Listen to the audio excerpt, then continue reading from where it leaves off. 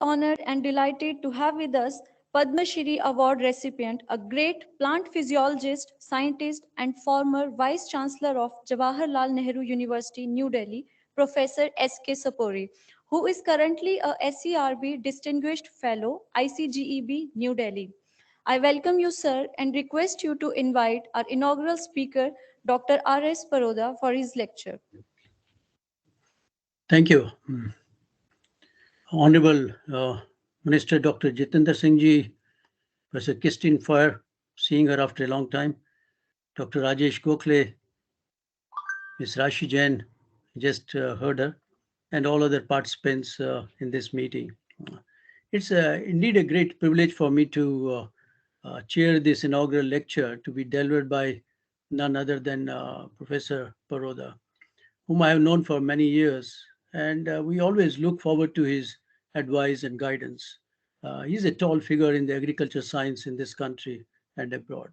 Everybody knows him, but I will briefly introduce him to this audience. Dr. Paroda has made outstanding achievements in the field of plant breeding and genetic resources and the management, and has contributed immensely in improving and modernizing the agriculture system in this country, especially when he was the DG of ICAR and Secretary DEA. Under his leadership, in fact, many new institutes came up, and he was the one person who was responsible for bringing World Bank grant as a NATP project. And currently is also very active and is the chairman of the Trust for Advancement of Agriculture Sciences. Even at the international level, Professor Paroda established what is called the Global Forum for Agricultural Research in FAO in Rome, and also Association of Agriculture Research Institutions at FAO Bangkok. And he has been the chairman and member of many of the international organizations like IRRI, ICRISAT, CABI, and others. With all this work, a lot of recognitions had come his way. Professor Paroda has received innumerable awards and recognitions.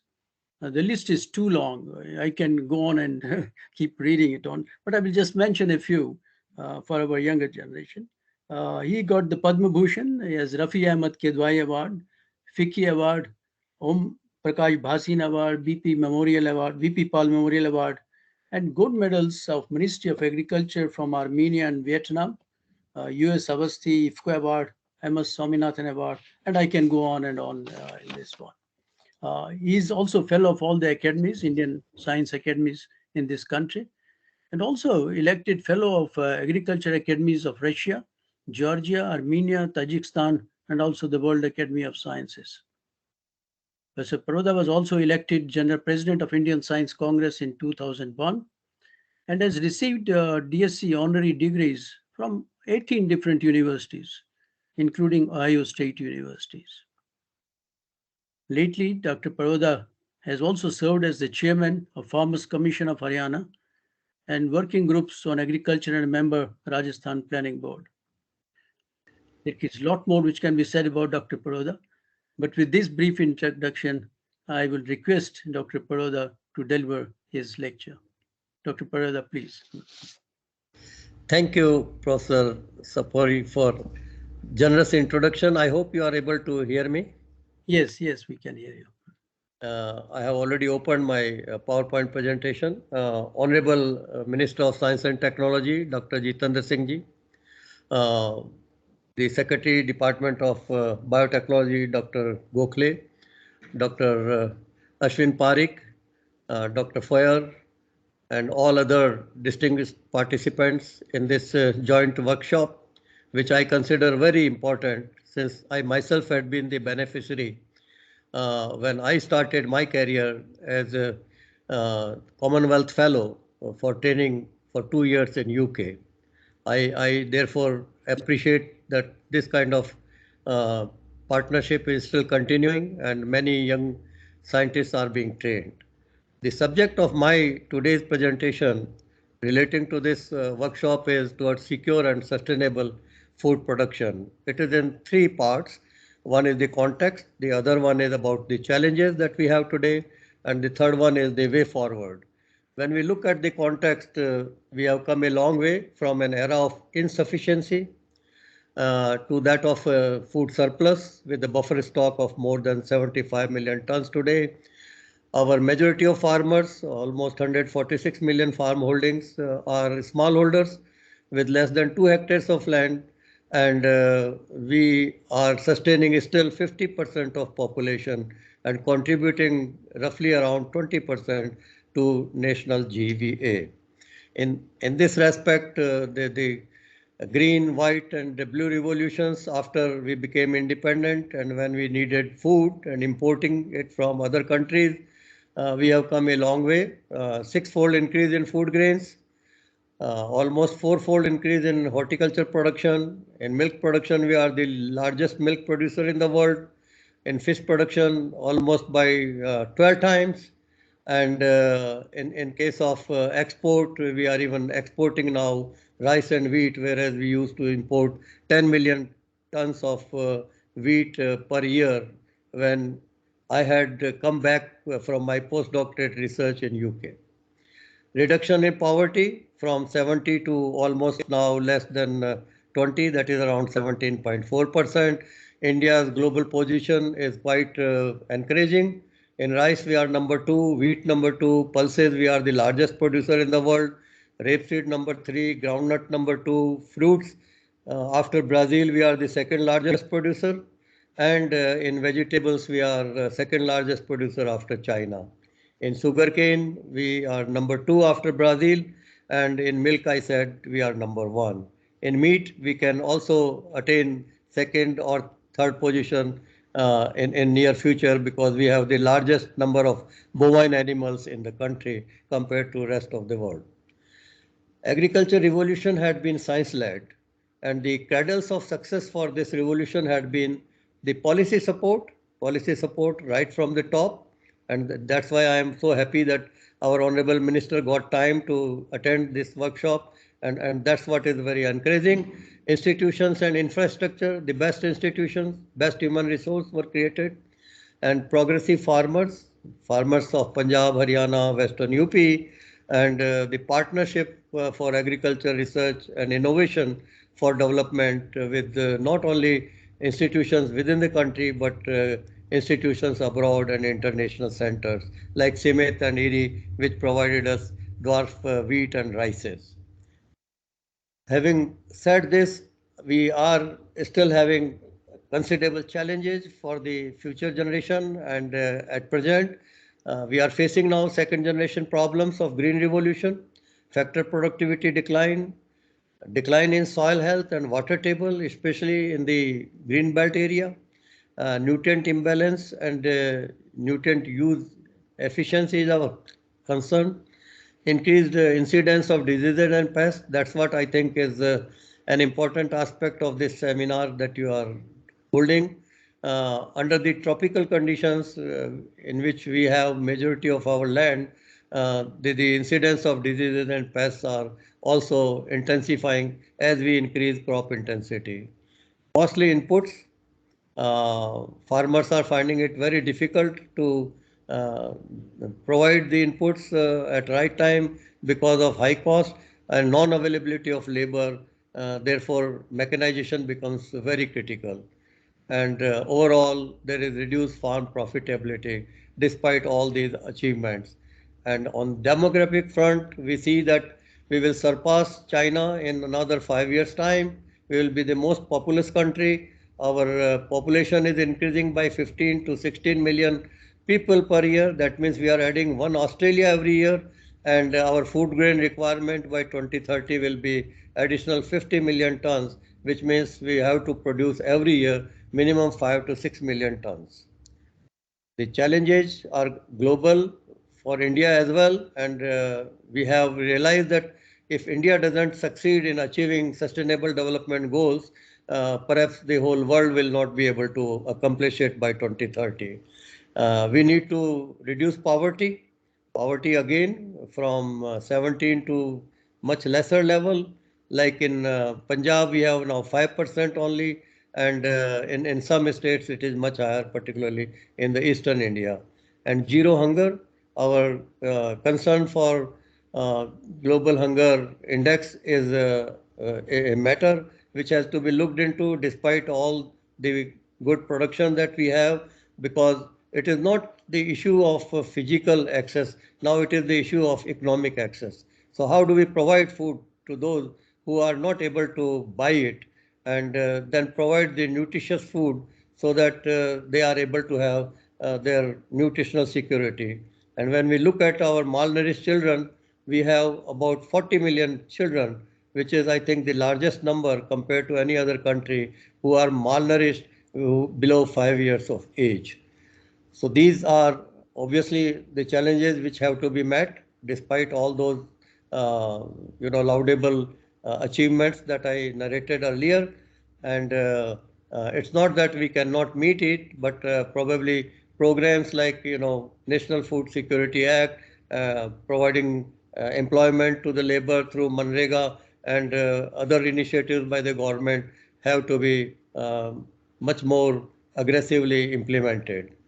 When look at climate change is another important, because your conference is relating to environmental impact, and climate change is already having a toll on our agricultural production. Agriculture food system contributes about 30% to global greenhouse gases, and we see that land use is around 11%, forest land, cropland, and burning biomass. And on agriculture side, we have livestock, a large number of bovine animals generating methanes, and we have to contain it with better management. Fertilizer, we are using now 32 million tons of fertilizer, and there are about 16% contribution for the uh, methane gas and gas emissions and nitrous oxides, etc. And those have to be reduced by improving the efficiency. And rice production, we have the largest area in the whole world, 44 million hectare, and 10% is contributed for methane emissions. So we have to also think of producing rice much more efficiently to reduce the load that already is increasing. And post-production losses is also very critical. We generally have losses between 10 to 30%, and to the climate change contribution, they are contributing roughly around 6%. So these are the challenges to make our rain-fed areas, which are still around 45%, those rain-fed areas also to be made green. They have been bypassed by the green revolution, and we see that climate change is going to affect the food production and production of many other crops to a level of 5 to 10% as per the recent projections.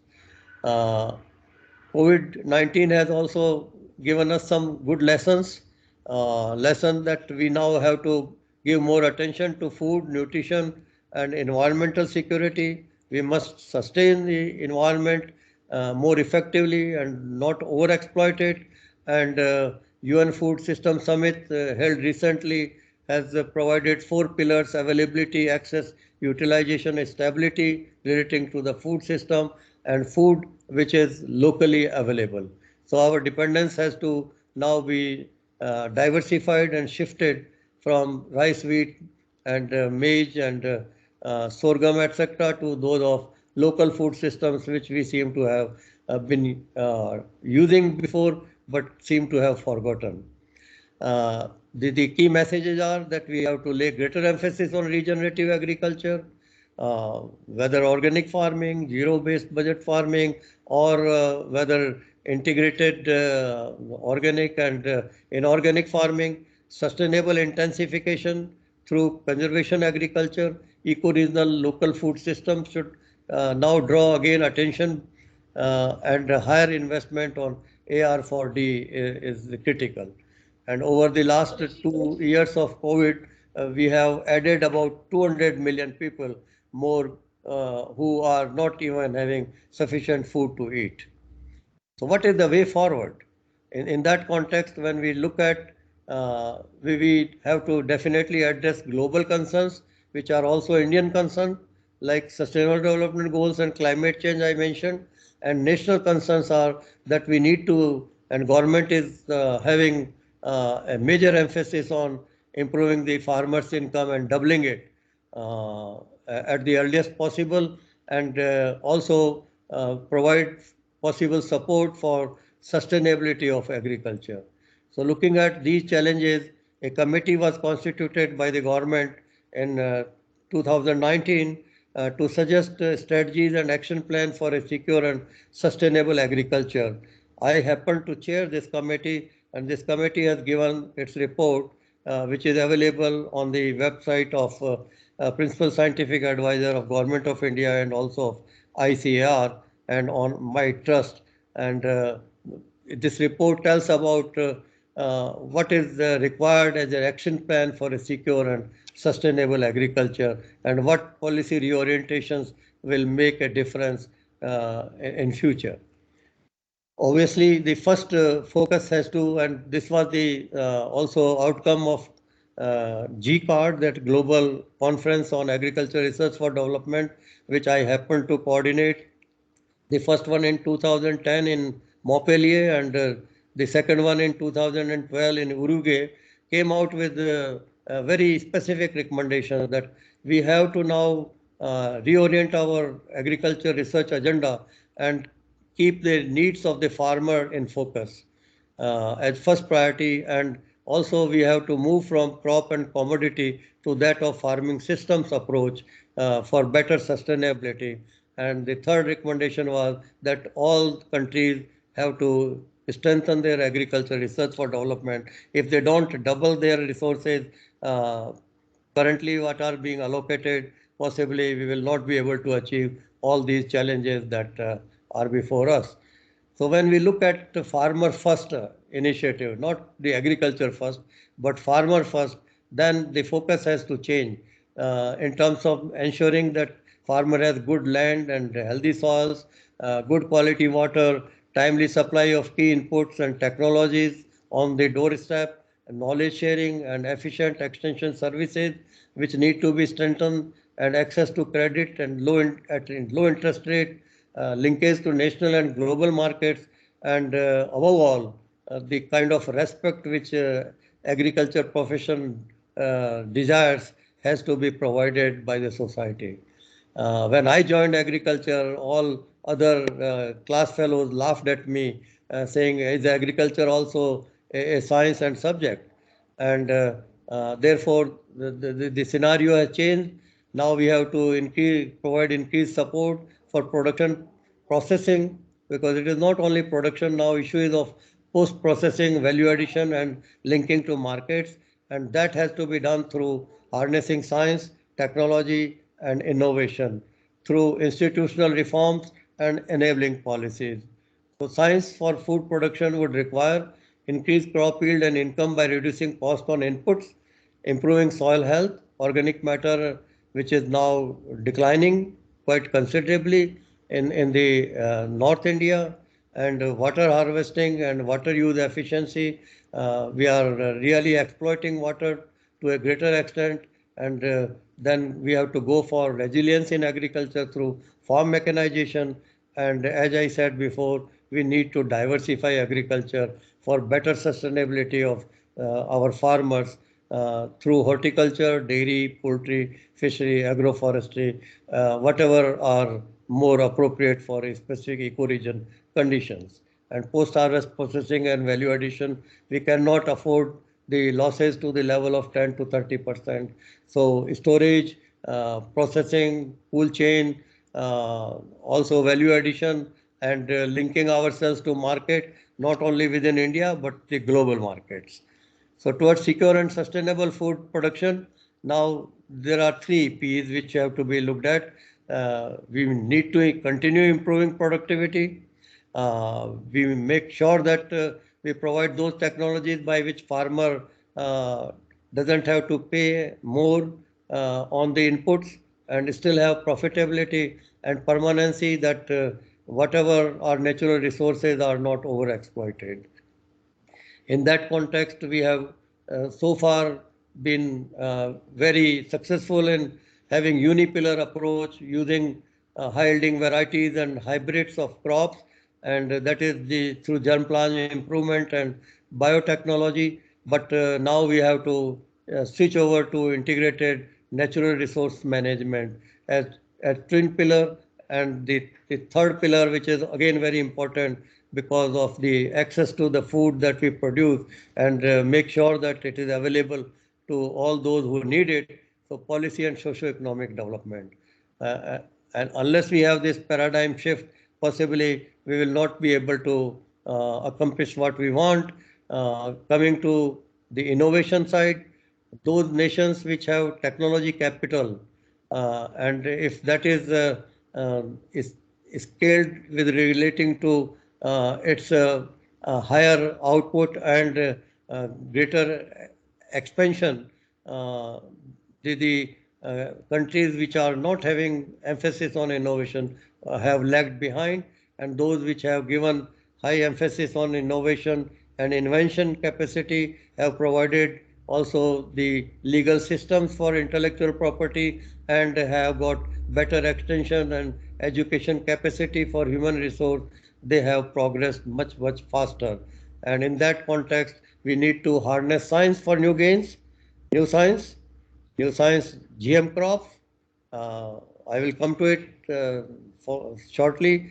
Bioinformatics, CRISPR-Cas, genome editing, which has again great opportunities, ICT, big data, and coming to precision agriculture side, use of drones, robotics, artificial intelligence, and then also farm mechanization and eco-regional planning in because you can't have planning for sustainability at the national level. It has to be geographic specific. Like if it is Eastern India, then this has to be around acidic soils.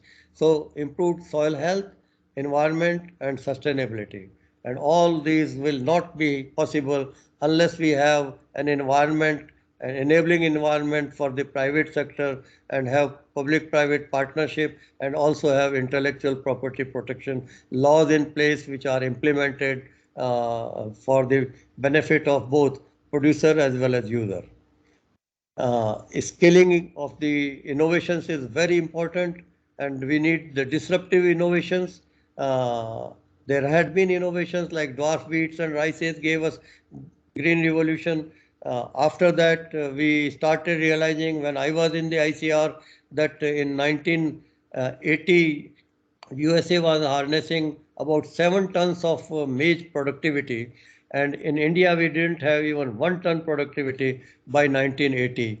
And the only difference was that we needed single cross maize hybrid, which they have really gone ahead with and were not able to provide to us because of lack of intellectual property rights and farmers' rights. So in that context, we started our own research effort, came out with the single cross hybrids in the public sector, came out with the new seed policy. We also drafted the Plant Variety Protection and Farmers' Right Act and came out with the protection of the varieties and hybrids. And then private sector also started bringing their hybrids from abroad.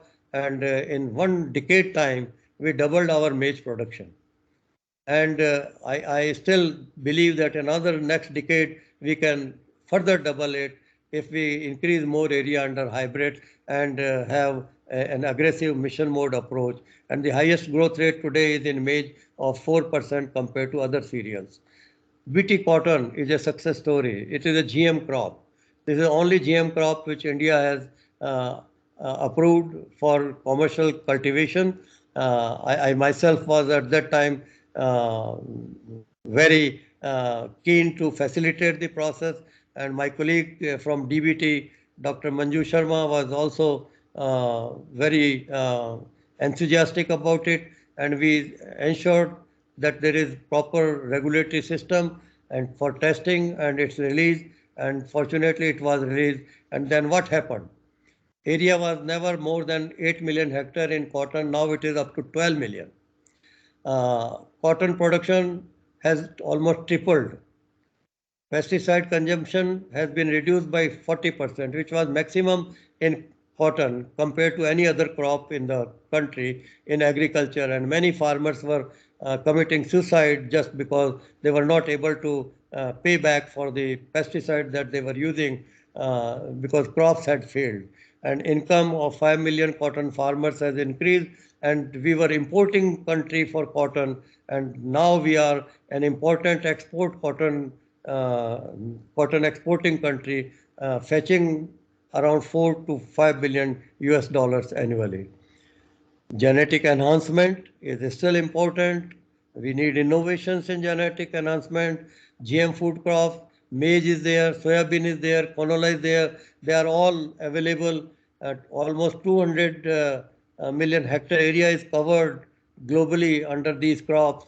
But fortunately or unfortunately, we have not yet been able to get clearance for use of these, though we are now importing also the soybean, which is GM soybean, for our feed purpose. So why can't we produce? And we are now a major soybean producer. We were not producing soybean for 50 years ago, and now our major oilseed crop is soybean. Genome editing guidelines for SDN1 and SDN2, which are almost parallel to any normal breeding method, are still awaiting their approval, and therefore we are not able to take benefit of this great innovation of CRISPR-Cas for improving our crops for their nutrition, which is very critical and important in present context.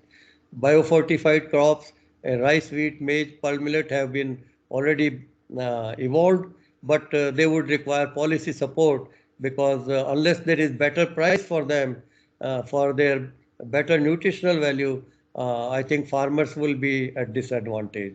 And therefore, we require a new policy in that context. So translational research is critical for scaling innovations, and there are a large number of those. Time doesn't permit me to go into all these details, but hybrid technology I have talked, we can increase more area and increase our productivity.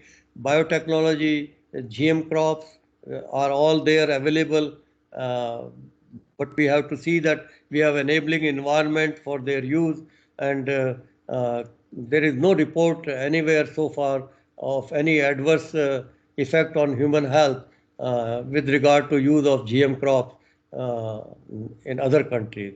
Conservation agriculture has a great scope for dryland areas, but our area coverage is only 20 million hectare. Our current coverage is only 4 million hectare, which can be increased to 20 million hectares in next 5 years' time. If we have an aggressive program, a mission mode program on conservation agriculture, protected cultivation, micro irrigation, we need to ban the flood irrigation and discourage its overuse and go in for micro irrigation type of technologies which are available.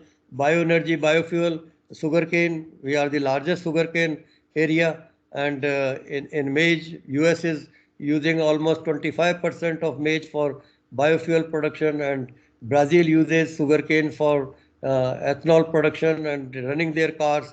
Now we also have this potential, and government is coming up with a policy of in fact allowing biofuel for mixing with the petrol.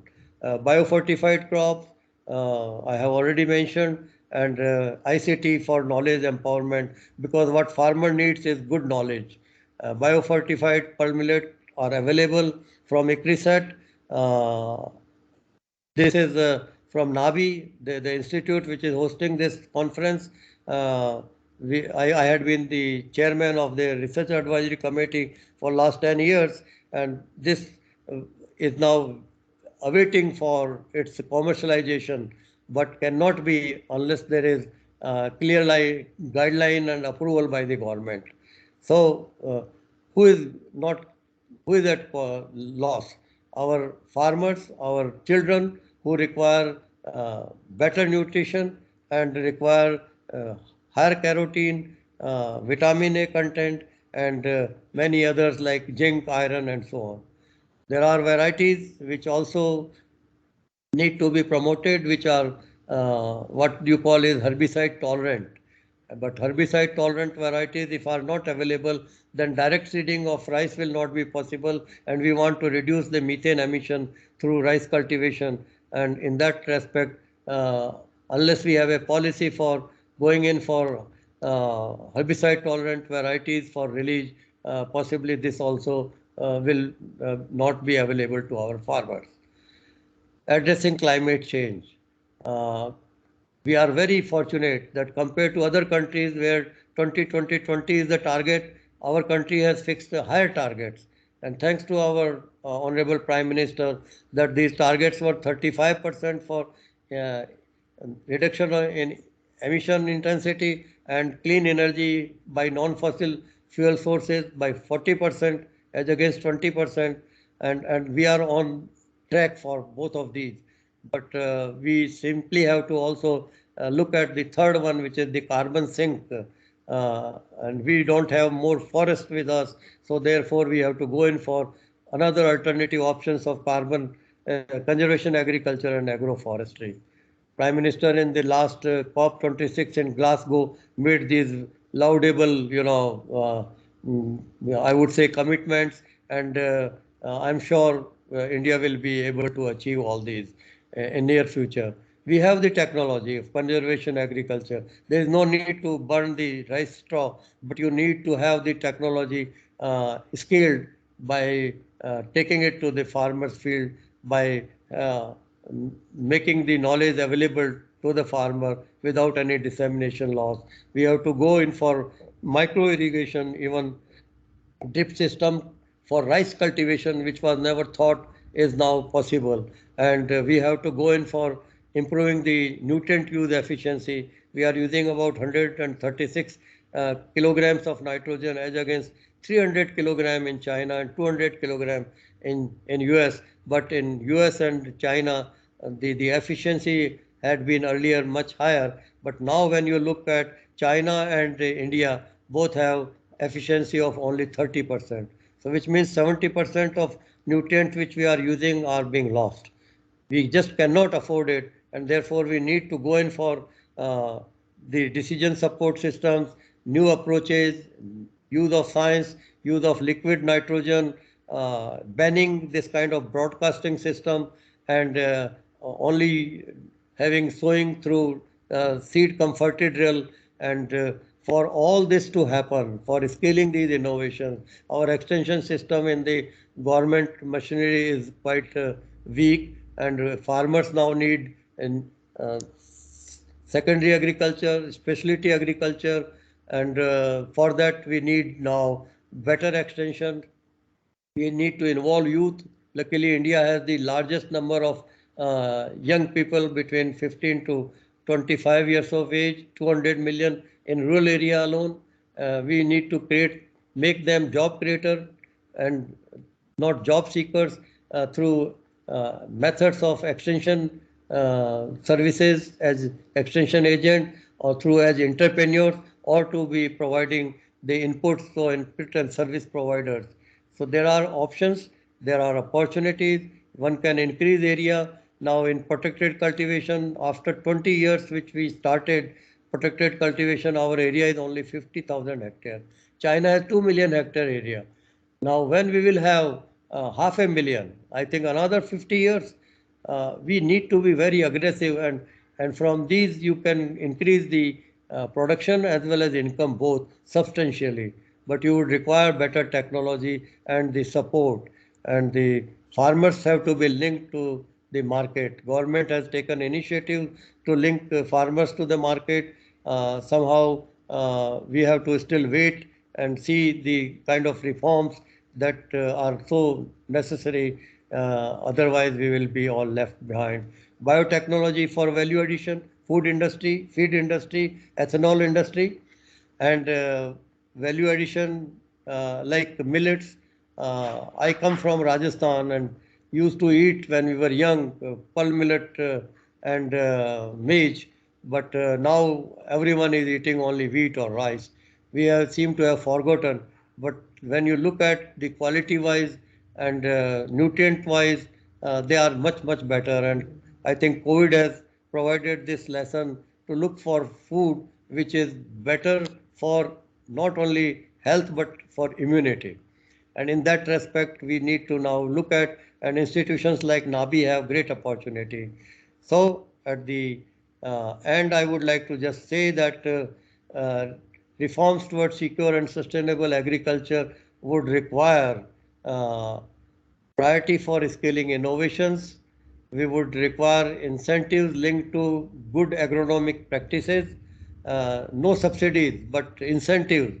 If fertilizer is to be used, and if I have to use only uh, in my field gypsum, then why there should be subsidy only on nitrogen and not on gypsum? Enhancing capital investment is very critical, and this capital investment has to also come from private sector, which requires enabling environment. We have to embrace private sector. We have to go in for good policies and governance, and also monitor whatever programs are there. Many of the programs are obsolete or are old and running there for more than 50 years, and we bring in market reforms. And finally, again, our Prime Minister has given a call for 5 trillion economy. India can really achieve it. There is no doubt about it.